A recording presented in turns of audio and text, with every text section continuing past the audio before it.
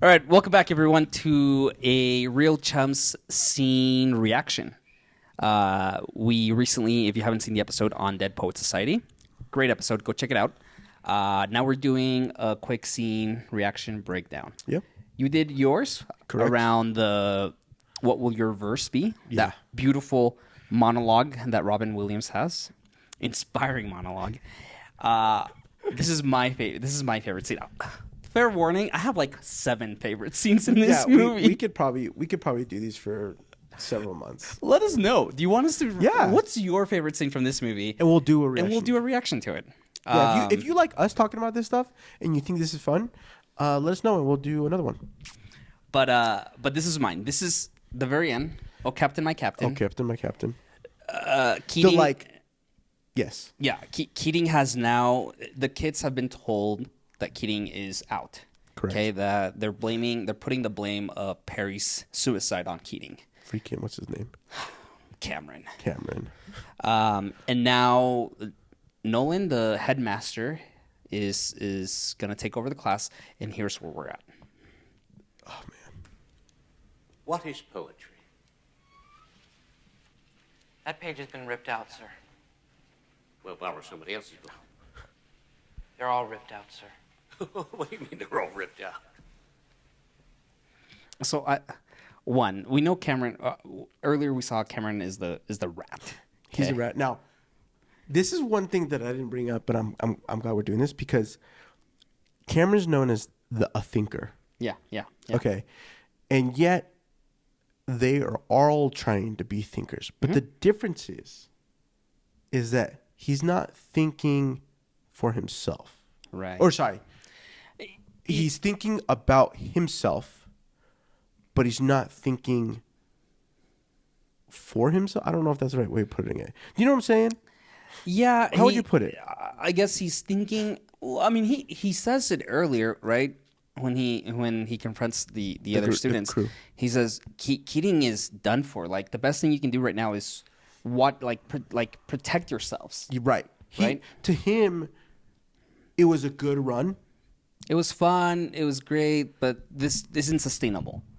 Yeah. It's almost like he's trying to say you guys should grow up. Like Yeah. if we're asked about something, we should be honest. Mm-hmm. This idea of tradition, honesty, and whatever the other one is. Yeah. But now here, Keating has come in. He's getting his stuff. Okay, and quick callback to him ripping out the pages. Right, because they're like, hey, well, if you don't know where you're at, let's start from the beginning. Yeah. Sir, we... Never mind. Read. Sorry, I just got to make another quote. Go ahead. We don't cut to Robin Williams this. Right. How easy would it have been to cut to Robin Williams' reaction, listening in to this experience? Right. Understanding Poetry by Dr. J. Evans Pritchard, Ph.D. To fully understand poetry, we must first be fluent with its meter, rhyme, and figures of speech. Then ask 2 questions. This cut edit. I love, and I should have prefaced this. I love this scene because of where we see Todd Anderson, Ethan Hawke's character. Correct. I think other viewings of this movie, I've always put Perry, which a very important role in the movie. Correct. Very important character. But I love what the transformation of Ethan Hawke's character here. Yeah. And this look that they give to each other of guilt, from guilt, shame, maybe some embarrassment, sorrow from Anderson. Right. And the look of Robin Williams' character of just being like, yeah, like. What words would you use for Robin Williams in that scene? I think he has the way I interpret it is he's just like, remember when we did this? I was actually thinking of like, and my thoughts of measuring a successful poem. yeah, Right. of like, of maybe, I think to me it's there's a mix of things of him seeing Todd and seeing him feel Yeah. and show his feelings. Yeah. Where he hadn't before. We just watch my scene reaction, right? We end on him being asked, "What verse will you write?" Yeah. And him scared, just unsure. like unsure, not whatever. What does that even mean? But now in this moment, seeing this, like him feeling that sorrow, him understand, like being upset, like why are you leaving us? Yep. And right now we're gonna go reread The same the same formula for a successful, quote unquote, successful poem. 1. How artfully has the objective of the poem been rendered? And 2. How important is that objective? Question 1 rates the poem's perfection. Question 2 rates its importance. And once these questions have been answered, Wants to say determining the something. poem's greatness becomes a relatively simple matter. If the poem score for perfection is Okay, right here. So again, we're being told the formula for a good poem. Yeah. Right. Earlier in the movie, they read this, and then he invites them to just rip up the pages. The one other professor, the Latin professor, comes in, asks, "What are you doing?" And then we go into that scene of yours that you Right. chose. What will your verse be? right. Right here is the first verse in Anderson's book. In the first verse in his poem of life. Yeah. And it's going to be what we're about to see right now. Okay. Also, I love just the position of the camera right here. We see Nolan off to the right side, the headmaster who's now Yep. teaching, and complete opposite Robin Williams. Correct. plotted on the horizontal of a graph. If the And then They made everybody Quiet, Mr. sign Anderson. it. You gotta believe me, it's true. I do believe you, Tom. Leave, Mr. Keating. But it wasn't his fault. Sit down, Mr. Anderson. One more outburst from you or anyone else, and you're out of this school. Leave, Mr. Keating. I The said emotion leave. in faces, in like the use of camera of focal lengths, right? Wide to a medium to another medium, medium close up to a close up to a close up to an almost extreme close up. I would say this is maybe like an extreme close up. yeah. I also love the decision Ethan Hawke made to. He's crying, but he doesn't cover his face. He doesn't look down. Yeah. Right. The fact that he chose. How do I the screen or. Okay, let's play here. Yeah. Okay. And here, right? I think other actors, or maybe this could be the 10th take, right? Correct. He could have looked down. He could have chosen to kind of just Yeah, whatever cover it is, himself, cover yeah. himself, right? Because he is portraying guilt Yes. for not having stood up, right? And a natural reaction Captain, to my guilt captain. is to Sit look down, down Mr. and Anderson. cover yourself. Yep. But they didn't.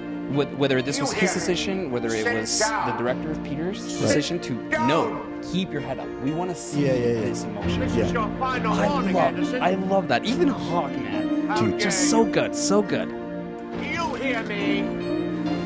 Go, Captain, my captain. Robin Williams. Mr. Overstreet, I warn you. Sit down. Sit down. Sit down. All of you. I want you seated. Sit down. Leave, Mr. Keating. As we always talk, payments. All of you. Down. I want you seated. Do you hear me?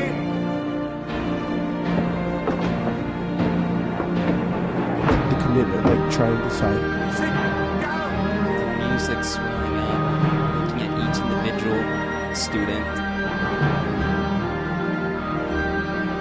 This kid. I know. I love this kid. Here's the question for you, our filmmaker. Okay. Now, traditionally, when you use when you have an angle of looking down at a character, that's usually to portray superiority, Weakness. weakness, right?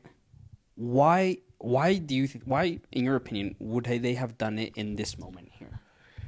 It's a good question. I think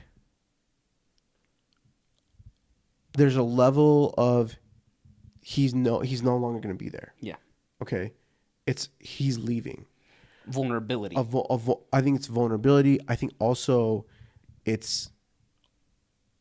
we see the kids. We're gonna cut to a second. Yeah. Okay, we're gonna see the alternative. Yep. There, for much, and again, I think this is part of what we could see.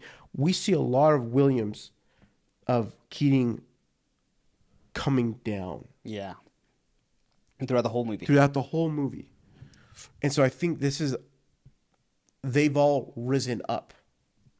That's what I was going to say. That I think the way I'm interpreting this is that they are now the empowered ones. Yeah. Right? Yep. And this is their perspective. Not that they're looking down at their professor or that they think little of him. Complete opposite. That he has now empowered them. To get a different perspective. And to have a voice and to think for themselves. Yeah. Right? And yes. And that's being my interpretation. That's being portrayed through this simple angle. Yeah. And I love that. I love that. I also love that what we're about to see is like the reveal. Yeah. Of what is being transpired. But I also like watching this and thinking about thinking about the breakdown. They're cutting to the headmaster and they're shooting through the legs. We don't see the full picture. Yeah. Yeah. Until, let's play. Boom. You know, I also love that it's not all of them, right? The movie, there's a beautiful scene about conformity, right? Right. About taking the road less traveled, and that made all the difference, going back to Frost's poem. And there's the marching scene, right? They all eventually, the three that were marching, conform to one another and start following the same beat, the same rhythm, the same march, right? Do you think, I didn't ask you this in the podcast, are any of them conforming?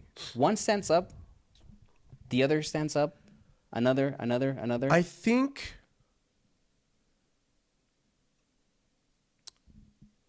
I want it. So the one who has like the buzz cut, that writes the poem. This kid over here, the cat sat on the mat. Yeah, the cat sat on the mat. Yeah. Okay. There's a portion where he there, but I wouldn't put this as conformity. Yeah. Because if you were going to conform, you have your headmaster, the individual that could say you can no longer be here, shouting at you to sit down. And one individual who felt bold enough to not conform. Yeah. Sometimes you need somebody to stand up, speak out, so that you feel like you can speak out. Yeah. And so it's not about conformity. It's about growth. It's about understanding that we've become better. Yeah. Exactly. And that like we can, and what I love is that, again, the payoff of like, when you've learned enough, come up here and take a different look. And now that's what these guys are doing. Yeah. And I love, you were saying this earlier, this shot from his perspective, right? Correct. From Keating's, now looking up to them. Correct. And it's so powerful. I see this as him saying they're empowered. Yes. They've risen up, literally and metaphorically, Correct, to a new height, and to see things from a different perspective. Right. That payoff from earlier. And yeah, I love that these other kids just have their heads down. They're just like, Not everyone. I'm not with these guys. Yeah, and they're not with it. They grew up to be, I don't know, punks, but that's we're still looking down, and we get the close-ups. The close-up's still at an angle, Yeah, looking up. looking up. We've now come to same. They're Thank you, boys. Looking up at him for us as audience to portray that they're equals right. in their individualism, in their thought, in being individuals.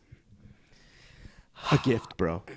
I love that scene. I have so many favorite scenes, but I think this stood out to me this last recent watch, and I just love the camera work. I love the angles, and I love.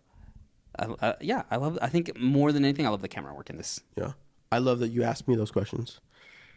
Because like sometimes I think about some of those stuff, but I don't think about them enough. Sometimes. Yeah. So, what scene do you love? Well, let us know what you thought about this. If you loved it, hit that like button and consider subscribing. We'll catch you next time. Bye.